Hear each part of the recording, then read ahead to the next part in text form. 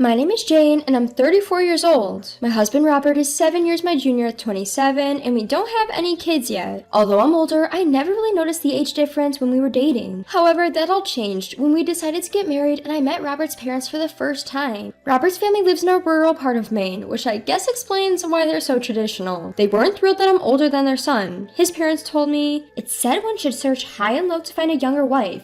7 years is too much, Jane. Can you even bear children? As women age, their eggs do too, don't they?" They made such offensive comments that would upset most women. When my father-in-law was rude, my mother-in-law was outright rejecting me, saying, "I can't accept this. Why does Robert have to marry an older woman like you?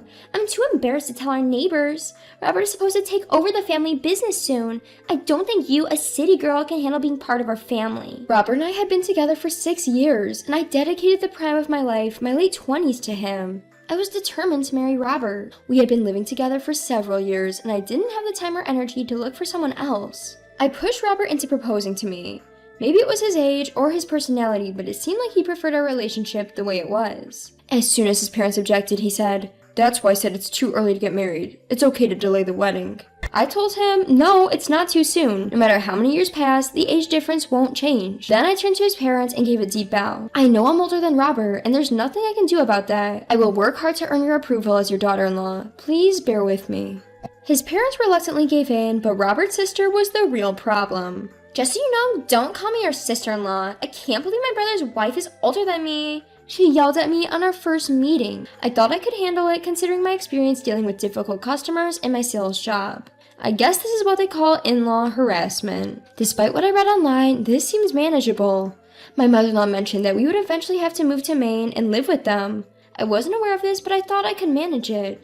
I regretted not calling off the marriage then, but things were already irreversible. A year had passed, and I totally regret my decision to get married. Our life hasn't changed much since we were living together before. The major change was that Robert's mother began to call him regularly. I knew what she wanted. She was pressuring him to move back home and probably encouraging him to leave me. Whenever she calls, Robert would move to another room or the bathroom, trying to keep me from hearing. But living in a small apartment, it's impossible not to overhear. She seemed to suggest that I was the one who didn't want to move in with his parents in Maine, which was totally untrue. I once asked Robert if he had any plans to return to his hometown, and he seemed less willing to do so, citing the lack of job opportunities and the remote location. Robert always blamed me for all the inconveniences, which irritated me. Even though he didn't want to return to his hometown, he turned me into the villain and used it as an excuse. Just a while ago, I heard Robert from the next room saying, "So if I'm the one who suggests divorce, I'll be the one who has to pay alimony, right?" He doesn't want to divorce not because he loves me, but because he doesn't want to pay alimony. Accidentally overhearing Robert's real thoughts was disappointing. It might be a good time to divorce now while we don't have any children. I secretly picked up a divorce paper at the town hall, wrote my name on it as if it were a good luck charm, and put it in my bag. Then my sister-in-law announced she was getting married, so I decided to return to my in-laws' home by bullet train. Despite referring to Robert as their heir, our wedding ceremony ended with just a family dinner due to the strong desire of his wealthy family, while my sister-in-law's wedding is apparently going to be a grand event. Even so, I didn't want to be accused of failing to meet family obligations, so I decided to attend the wedding. Since the wedding was on the middle day of a 3-day holiday, Robert and I stayed at his parents' house from the day before. The groom is from the next town, and the wedding will be held at a venue there, so we planned to take a bus with relatives.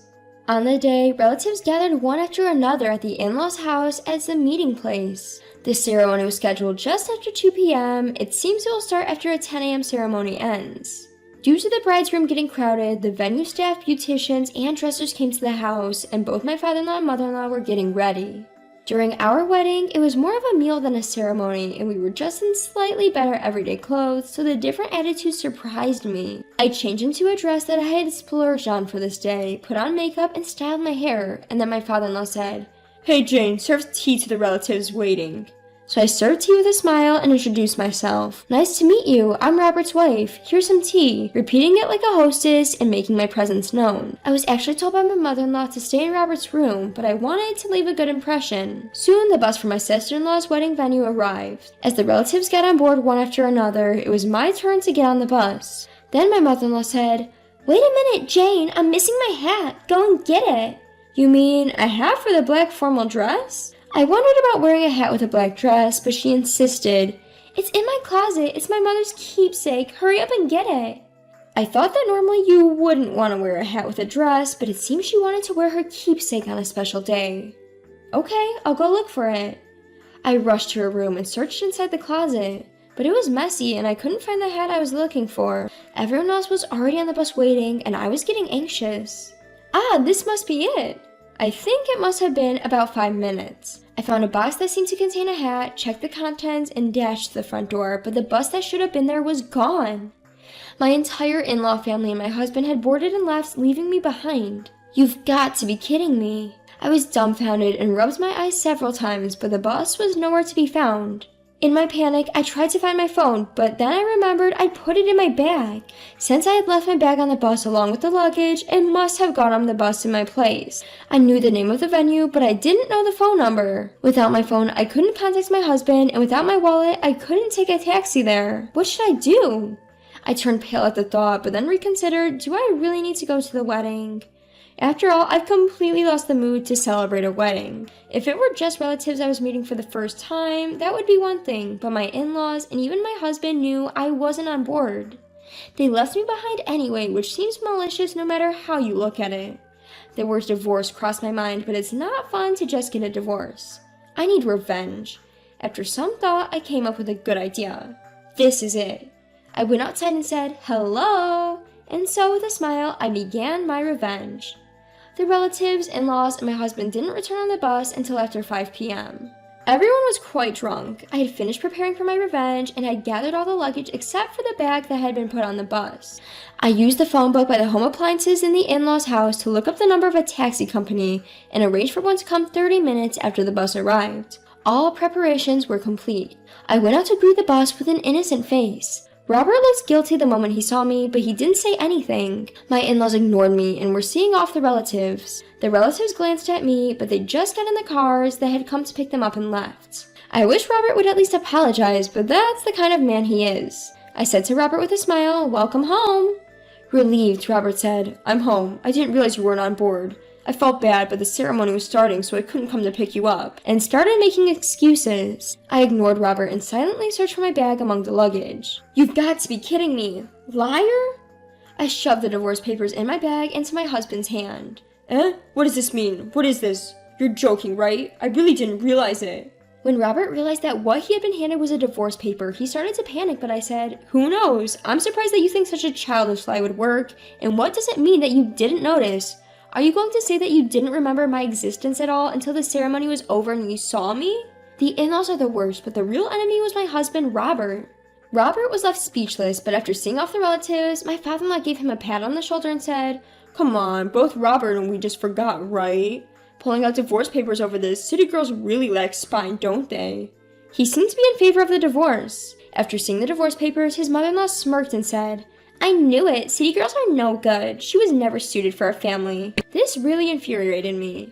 You guys are really brazen. If that's the case, you should have only invited my husband and held the wedding without me in the first place. Why did you make me come all the way here and then just leave me behind? Any girl, whether she's from the city or the country, would be angry if you treated her like this. When I lost my temper and shouted, my mother-in-law retaliated. "We never intended to invite you from the beginning. We didn't even prepare a seat for you. Robert misunderstood and brought you along."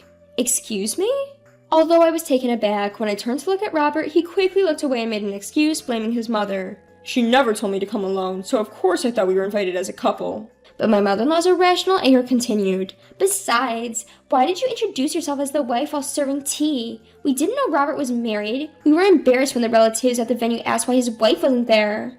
"Well, that's what you get for not telling them, and it's strange that you tell me not to introduce myself," I retorted smugly. It seemed to have worked, as I had introduced myself to the relatives as Robert's wife. "So, you didn't acknowledge me and plan to eventually divorce me. That's why you kept our marriage a secret from the relatives and only held a small reception," I guessed.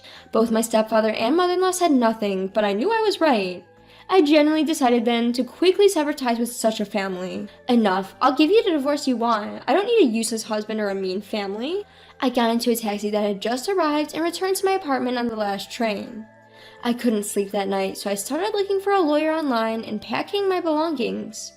I stayed awake until dawn, finally falling asleep out of exhaustion. When I woke up around noon the next day, I found several missed calls from my in-laws and Robert. It seems my revenge worked, I thought. In fact, after being left behind, I had devised a revenge plan, but I didn't want to do anything dangerous or criminal. At the same time, I didn't want to get a divorce without doing anything, just bearing the brunt of it all. Then I remembered how my mother-in-law cared about the neighborhood's opinion. She had bought a lot of tea and snacks to serve to the relatives, and there was a lot left over. I bagged them up and went around the neighborhood greeting everyone with, "Hello, I'm Robert's wife," and a smile on my face. While doing so, I exposed everything they had done to me, including how they had left me behind on our wedding day. Then that night, my mother-in-law and I had a big argument outside. I secretly opened our entrance door so of course all the neighbors could hear. I thought it was a fitting revenge for the image-conscious in-laws. In the end, Robert and I divorced successfully. What I had spread were just rumors, and there was no compensation to pay for it. Having retained a proper attorney, I was able to claim compensation for past events, including the scandalous act of being abandoned at our wedding, and the division of assets turned out to be satisfactory. I feel quite relieved. My sister-in-law seems to have self-destructed after marriage. She hid her harsh personality to get married, but people can't change that easily. Living together brought out her flaws, and they apparently fell out in no time. She got divorced and moved back to her parents' home within 6 months, but by then, the wedding abandonment scandal had become quite the talk of the town. Gossip, embellished over time, painted her parents' house as a terribly wicked family that bullied and drove out their daughter-in-law. They've reportedly become infamous in their local area, assumed to be somewhere like Maine, and are living quite humbly now. As for Robert, it seems hopeless for him to find a wife there. I heard all of this from a neighbor I cleverly befriended and exchanged phone numbers with at the time. It's all what you've done. As for me, I feel like the divorce has cleared up many things. I do regret my lack of judgment with past men, but now I understand the true nature of my ex-husband and his family that I couldn't see back then. Perhaps it would have been best if I'd withdrawn immediately when they objected to our union in the initial greeting and not married at all, but I was immature too. I don't want to deny the times when we loved each other and were happy, so I consider this past year as tuition for my future life. Overcoming the mess and resolving it cleanly, I'm truly glad.